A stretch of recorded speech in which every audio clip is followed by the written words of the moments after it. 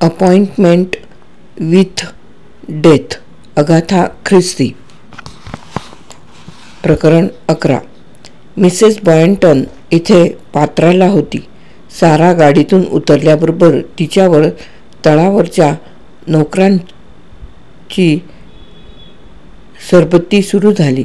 जेवण तयार आहे. लगेच जेवायला बसणार की प्रथम आंघोळ वगैरे करणार?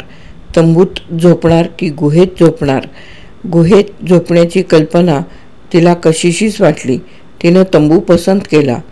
ती भूतासारखी आकृती तिच्या डोळ्यासमोर आली. ती आकृती तिला माणसासारखी का वाटली नाही? ठिगळं जोडलेली खाकी पॅन्ट आणि जुना पुराणा कोट घातलेल्या आणि फेट्यासारखं काहीतरी डोक्यात घातलेल्या स्थानिक नोकराबरोबर ती तिच्यासाठी राखलेल्या तंबूत गेली.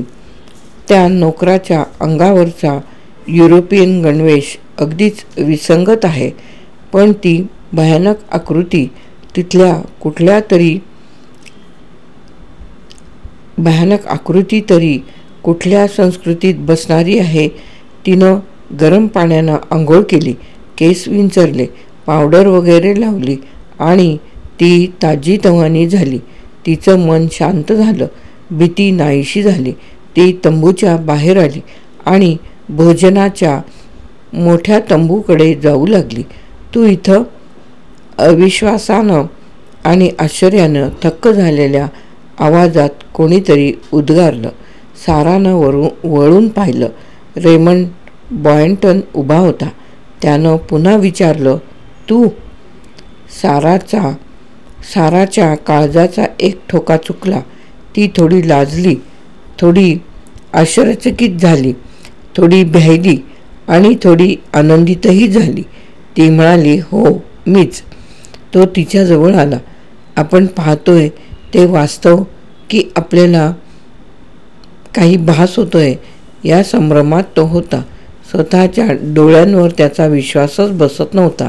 खात्री करून घेण्यासाठी त्याने अचानक तिचा हात हातात घेतला.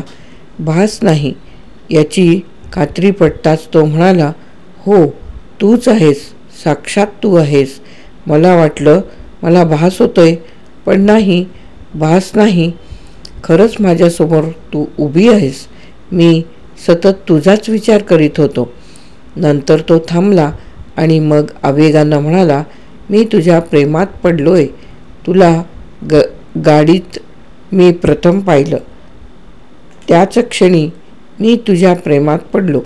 हळूहळू माझ्या ते लक्षात आलं. त्यावेळी मी तुझ्याशी फार असभ्यपणानं, फार उद्धटपणानं वागलो. पण खरं सांगतो, माझ्यावर विश्वास ठेव. त्यावेळी मी माझा नव्हतोच, परस्वाधीन होतो. माझं मनही माझं नव्हतं. ती मला करायला सांगते तसं मी करतो. जसं वागायला सांगते तसा वागतो. कळसूत्री बाहुल्यासारखा ती नाचवेल तसा नाचतो. माझा मेंदूच माझ्याकडून ते करवून घेतो. तू मला समजून घेशील ना समजून. माझा तिरस्कार करायचा असेल तर कर. पण त्याला थांबवीत ती हळुवारपणे गोड आवाजात म्हणाली, मी तुझा तिरस्कार मुळीच करणार नाही. मी बराचसा तिरस्करणीय आहे हे मला कळतंय. मला पुरुषासारखं वागता आलं पाहिजे. ती मधुर अशा अधिकारवाणीनं म्हणाली, आता तू तसंच वागणार आहेस पुरुषासारखं? तो आशेनं म्हणाला, वागेन मी तसा कदाचित. माझी खात्री आहे तुझ्यात ते धैर्य येईल. त्याच्या पाठीचा कणा ताठ झाला. मस्तक उन्नत झालं. तो म्हणाला,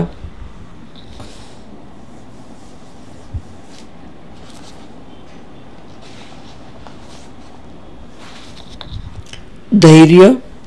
हो, आता धैर्याचीच गरज आहे. धैर्य, धाडस, आत्मविश्वास.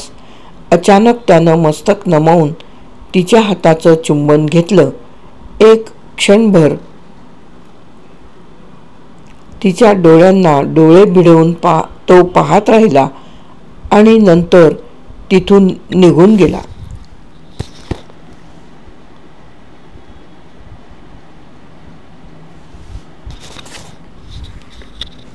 प्रकरण 11 येथे समाप्त.